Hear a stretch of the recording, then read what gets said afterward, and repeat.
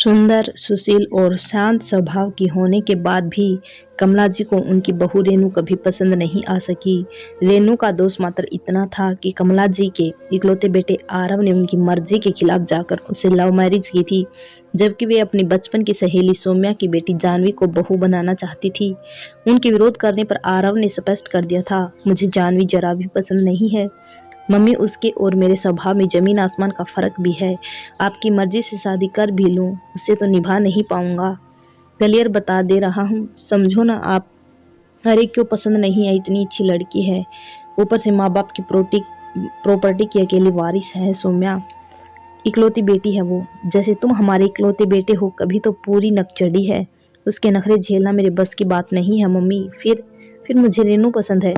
मेरे ऑफिस के पास ही उसका भी ऑफिस है, कई सालों से हम दोस्त हैं। मुझे उसी से शादी करनी है। ये क्या बोल रहे हो आरव, ऐसा कैसे कर सकते हो तुम? कब से हम तुम्हें बताते आ रहे हैं कि हमने और जानवी के पेरेंट्स ने तुम दोनों का रिश्ता पक्का कर चुके हैं। दूसरी किसी लड़की को मैं अपने घर की देहरी नहीं लांघने दूंगी, साफ बता रही हूँ मैं भी। ओ कम ऑन मम्मी, इस बात को मैं तो हमेशा मजाक समझता आया था, आप लोग सीरियस थे, अभी पता चल रहा है मुझे। आपको अगर रेनू का अपने घर आना मंजूर नहीं तो कोई बात नहीं, मुझे कंपनी क्वार्टर दे रही है, हम वहीं शिफ्ट हो जाएंगे। आप दोनों के सारे खर्चे हम उठाते रहेंगे, जरूरत पड़ने पर हर तरह से देखभाल भी करेंगे। आप लोग निश्चित रहिएगा। पति रिटायर्ड थे और इकलौता बेटा कमाने वाला, भले ही उसके उनके खर्चे उठाने की हामी भरी थी, लेकिन क्या पता कब बहू कोई पट्टी पढ़ा दे और वो मुंह मोड़ ले। गहरे सोच विचार के बाद बेमन से कमला जी ने उसकी शादी को अपनी स्वीकृति दे दी। रेनू बहू बनकर उनके घर आ गई और उसने आते ही घर के अधिकतर काम अपने कंधों पर उठा लिए। उसने कंपनी से महीने भर की छुट्टी ले रखी थी ताकि हर समय साथ रहकर सास ससुर के करीब आ सके, उनकी अच्छी सेवा करे, उनके दिल जीत सके। बेचारी की सारी कोशिश नाकामयाब रही। जी जान लगाने के बाद भी सास कभी संतुष्ट नहीं हुई। हाँ, उसके समर्पण और परवाह के कारण ससुर जी जरूर उसे सहानुभूति रखने लगे थे। वे पत्नी को समझाने का प्रयास करते थे, पर बहू के पक्ष में उनके मुंह खोलते ही कमला जी दोगुनी क्लेश करती। फिर स्वयं को असहाय पाते हुए वे सास बहू, वे और बेटे के मामले में निर्लिप्त ही रहने लगे। वे शुरू से थोड़े दब्बू स्वभाव के भी थे। घर में कैसे भी करके शांति रहे, आरव की तरह वे भी सोचने लगे थे। अपने आप को अकेली और अपेक्षित महसूस करके रेनू के अंतर्मन में कर आई थी कि सब कुछ ठीक रहेगा तो सास ससुर की इच्छा अनुसार वह अपनी नौकरी छोड़ देगी, जिस बात में घर वालों की खुशी होगी वो वही करेगी। पर अब उसको लगने लगा कि घर के ऐसे वातावरण में वह घुट घुट कर कहीं अवसाद की चपेट में न आ जाए। अतः छुट्टी खत्म होने पर उसने अपनी नौकरी पर लौट जाना उचित समझा। इस बात से कमला जी के भीतर और अधिक चिढ़ भर गई। उन्हें लगने लगा कि नौकरी के लिए बाहर निकलकर रेनू उन्हें नीचा दिखाना चाहती है, कमाई वाली आत्मनिर्भर होने का रोग गांठना चाहती है। अब तो अक्सर बहू को सुनाती हुए बोलती, महारानी जी बस नाश्ता खाना बनाकर निकल लेती है, घर के बाकी सारे काम पीछे छोड़कर, जैसे बाप ने नौकर चाकर भेज रखे हैं। रोज रोज बाहर जाकर गुलछरे उड़ाने की आदत जो पड़ी हुई है।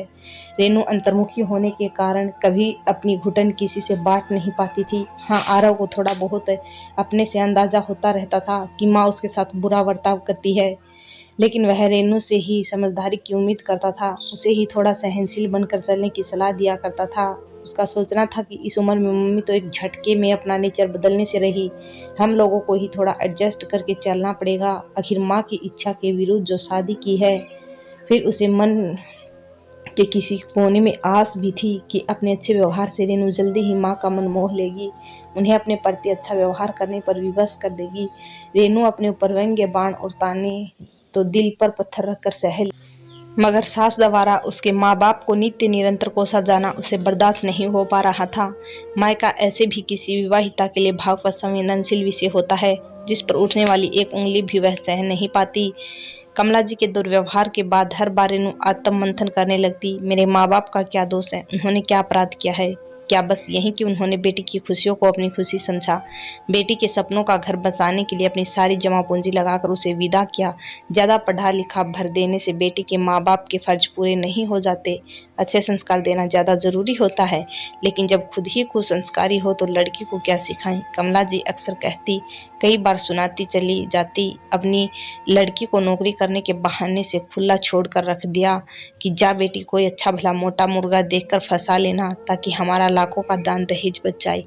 रेणु का हृदय से उठता, ऐसे अनर्गल आरोपों से कौन से माता पिता ऐसी शिक्षा देते होंगे। और मम्मी पापा ने अपने सामर्थ्य अनुसार दिया तो है, इन लोगों की मांग पर शादी की अधिकतर रस्मों में खुलकर खर्चा भी किया है। भले कर्जे में दब गए हैं, लेकिन बेटी के लिए कोई कसर बाकी नहीं रखी है। इन दिनों रेनू ने जब उसकी माँ मिलती तो पूछती, बिटिया तो ससुराल में अच्छे से तो रहती है ना, तुम्हें कोई तकलीफ तो नहीं लाडो, दामाद जी तेरा ध्यान तो रखते हैं न। रेनू का मन करता कि माँ के सामने दिल का सारा दर्द उड़ेल उनकी छाती से लगाकर खूब रोए और अपना मन हल्का कर ले, लेकिन जैसे ही माँ की उम्मीदों से भरे चेहरे पर उसकी नज़र पड़ती, वह खोलती हंसी हंसती कह दिया करती, हाँ माँ, एकदम अच्छे से रहती हूँ, मैं आपके दामाद पूरा ख्याल रखते हैं, मम्मी जी पापा जी भी बहुत अच्छे हैं। माँ की आंखों में सुकून पसर जाता और रेनू उसी में अपनी खुशी ढूंढ लेती। ऐसे ही रेनू के घुट घुट कर दिन गुजर रहे थे। कमला जी आज जैसे ही रसोई में गई, बहू वहां नहीं दिखी, बल्कि सारा काम आधा अधूरा फैला हुआ दिखा। मौका पाते ही फिर से उनका पारा गर्म हो गया और तुरंत उन्होंने बड़बड़ाना शुरू कर दिया। सारी रसोई फैलाकर कामचोर न जाने कहाँ मर गई है, फिर रोने पोने सब निपटा कर निकल लेगी अपनी नौकरी पर। यहाँ से नौकरानी जो बैठी हुई है महारानी जी के पीछे घर संभालने को।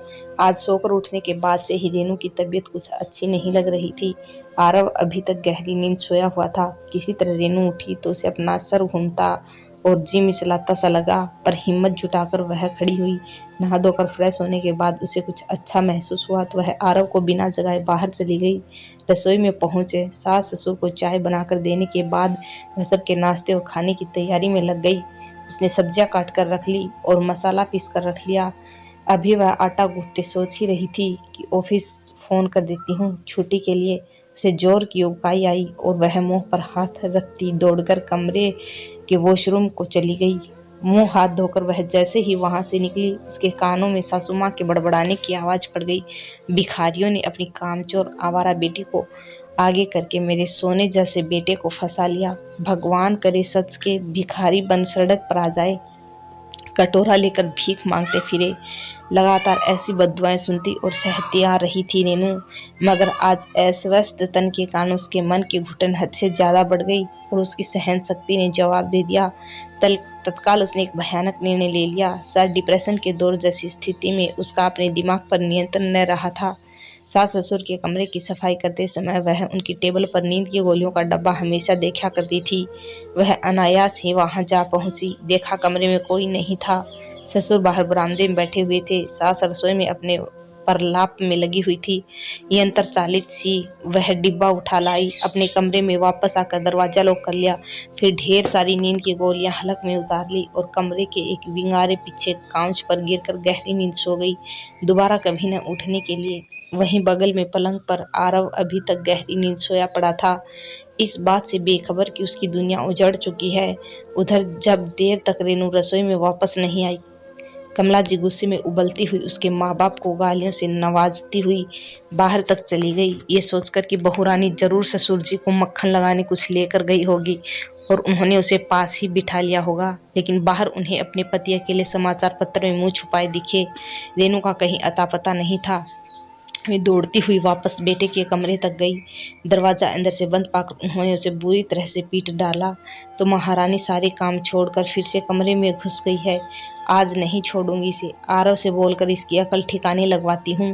दरवाजा खटपटाते हुए यही सोच रही थी, लगातार दरवाजे पर पड़ती जोरों की थाप से आरव चौंक कर भागकर दरवाजा खुला तो माँ की आंखों से अंगारे बरस पाए। कमला जी बेटे को बाजू धकेल कमरे में चीखने लगी, देख तेरी बीवी की मक्कारी, उधर सारे काम फैला हुआ छोड़कर यहाँ महारानी आराम कर रही, मैं नौकर हूँ इसकी। आरव पहली बार रेनू को इस समय सोया हुआ देख रहा था, कहीं इसकी तबीयत तो खराब नहीं हो गई, सोचता हुआ उसे जगाने लगा और थोड़ी ही देर में जैसे ही उसको आभास हुआ कि रेनू सोई नहीं है बल्कि बेहोश है, उसके पांव तले से जमीन खिसक गई। आनन फानन में परिचित डॉक्टर को फोन करके बुलाया गया, जिसने चेकअप करके रेनू की मृत्यु की पुष्टि कर दी। आरव के साथ साथ उसके माँ बाप को सांप सूंघ गया मानो। ऐसा कैसे हो सकता है? नहीं नहीं डॉक्टर साहब, आपको जरूर कोई गलत फहमी, मगर सच अपने विद्रूप रूप में सामने था। अनहोनी घट चुकी थी। पत्नी की ऐसी असमय मौत और ऊपर से पुलिस कोर्ट कचहरी के चक्कर, आरव के लिए यह सब एकदम असहनीय था।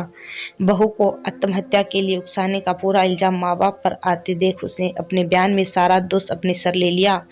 पूछताछ में हर बार यही झूठ कहता रहा कि दोनों की पटती नहीं थी।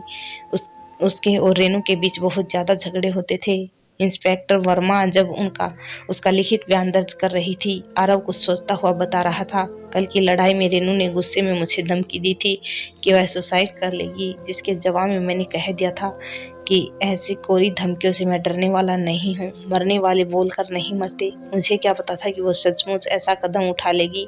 इस बयान के बाद पुलिस ने आरव को गिरफ्तार कर लिया और उस पर नवविवाहिता पत्नी की परोक्ष हत्या का मुकदमा दायर हो गया। रेनू के घर वाले बेटी के गम में पागल हो उठे थे। जिस हंसती खेलती लाडली को उन्होंने कुछ माह पहले डोली में बिठाकर यह समझ कर विदा किया था कि वो अपने मनपसंद हमसफर के संग जिंदगी को भरपूर जिएगी, उसकी ऐसी अकल्पनीय परिणति उसे सहन नहीं हो रही थी। उनकी याचिका पर आरव की जमानत की अर्जी नामंजूर हो गई और उस केस के पहले चरण के फैसले तक के लिए जेल में डाल दिया गया। एक निर्दोष इंसान के लिए यह सब झेलना किसी बड़े सदमे से कम नहीं था। ऊपर से जेल के अंदर की काली दुनिया। आरव के लिए दुर्दांत अपराधियों के बीच रहना जीवित नरक भुगतने जैसा था। वह सत्य से भरे हुए कई पुराने और घाक मुजरिम वहां ऐसे थे जो नए आए हुए कैदियों का कई तरीकों से शोषण करते थे। ऊपर तक उनकी पहुंच और कानून के रखवाले से सांठगांठ होने के कारण किसी की हिम्मत नहीं थी कि उनकी शिकायत करे। अगर कोई शिकायत करे भी तो कोई सुनवाई नहीं होनी थी, उल्टा शिकायत करने वालों की शामत आ जानी थी। अधिक दिनों तक आरव यह सब झेल नहीं सका। उसका नर्वस ब्रेकडाउन हो गया। उसकी पागलों जैसी हालत देखकर जेल के वार्डन की रिपोर्ट पर उसे जेल में स्थित अस्पताल में भर्ती कराया गया। वहां के डॉक्टर द्वारा उनकी मानसिक स्थिति गंभीर होने की सूचना पर उसको तत्काल मेंटल ड्रामा सेंटर में भर्ती करवाया गया। वहां भी उसकी हालत सुधरने के बजाय दिनों दिन बिगड़ती ही चली गई और एक दिन विशेषज्ञ डॉक्टर ने आरव के बारे में अपनी फाइनल रिपोर्ट जेल प्रशासन तथा मरीज के घरवालों को सौंप दी कि ऐसे सीवियर केस के पेशेंट का पूरी तरह से ठीक हो पाना नामुमकिन है। रिपोर्ट सुनते ही कमला जी को पहली बार एहसास हुआ कि उसने हंसती खेलती दुनिया उजाड़ने वाली वो खुद है। उन्हें अपने के जुर्म का एहसास होने लगा कि उन्होंने अपने हाथों से अपना सब कुछ नष्ट कर डाला है। परस्तर प्रतिमा सिवे की तरवे विमूढ़ खड़ी थी कि तभी उनके पति रोते क्लपते हुए उनके पास आए और सबके सामने ही चीख चीख कर सारी बर्बादियां को दोष उन्हें ठहराते कहने लगे, ऐसी औरत के साथ मैं अब एक पल भी नहीं रहूंगा। आज से ही किसी वृद्धाश्रम में जाकर रह लूंगा या फिर मथुरा वृंदावन चला जाऊंगा। इस कलंकिनी का चेहरा भी दोबारा नहीं देखूंगा। जो गरीब परिवार वहां जुटाए थे आपस में कानाफूसी करने लगे। कमला जी को किसी का फुसफुसाना सवर सुनाई दिया। अपने ही बच्चों को खा जाने वाली डायन ने देखी हो तो देख लो। एक बार ऐसी होती है जो अपने ही बच्चों को खा गई, और नहीं तो क्या, अपनी कोख जाए तक की खुशी बर्दाश्त नहीं की, इसे तो दूसरों का तो क्या ही भला सोचेगी। किसी की हिकारत भरी आवाज सुनाई दी, ऐसी नीच की परछाई भी पड़े तो अनर्थ हो, चलो जल्दी यहाँ से, कोई और कह रहा था। एकाएक कमला जी की अपनी अंतरात्मा भी चीख चीख कर उनसे उनके कर्मों का हिसाब पूछने लगी। किस बात की कमी थी तुझे कमला? घर में सब कुछ भरपूर भरा हुआ था, सब कुछ जरूरत से ज्यादा ही था, कम नहीं। बेटे की शादी में तगड़ा दान दहेज वसूलने की भूख ने तुझे कहीं का न छोड़ा। आंख खोलकर देख तो जरा, दूसरे की बच्ची के लिए पाले हुए वमनस्य की आग ने तेरे अपने जिगर के टुकड़े को लपेट लिया। उसी आग ने तुम्हारी सोने जैसी गृहस्थी जलकर राख हो गई। क्या करेगी अब? अपना एक कलंकित मुंह लेकर कैसे जिएगी? किसके लिए जिएगी? क्यों जिएगी? जीकर क्या करेगी? अपराध बोध, आत्मग्लानि और पश्चाताप की ज्वाला उसके मन में धधकने लगी। भीतर ही भीतर उस निरंतर तेज होती अग्नि में वे समूची जल मरी और फिर हा हा हा अपने सिर के बाल नोचती है, अट्टास कर उठी। सामने खड़े सभी लोग नितांत अपरिचित थे। उनके लिए किसी को भी वे पहचान नहीं पा रही थी। दोनों हाथ ऊपर उठाए उसी तरह से पैशाचिक हंसी हंसती वे बाहर सड़क की ओर दौड़ पड़ी और अंधाधुंध दौड़ती ही चली गई। सड़क पर आती एक गाड़ी ने उनको कुचल डाला। कमला जी लालच और ईर्ष्या से अपने हंसते बसते घर में आग लगा दी और इस आग ने सब कुछ जलाकर राख कर दिया। इसलिए तो कहते हैं कि लालच बुरी बला होती है। आपके पास जितना है उतने में खुश रहो। कभी किसी की बेटी को इतना ना तड़पाओ कि वो इस तरह का कदम उठा ले। धन्यवाद दोस्तों। वीडियो पसंद आई हो तो लाइक करें, चैनल को सब्सक्राइब करें।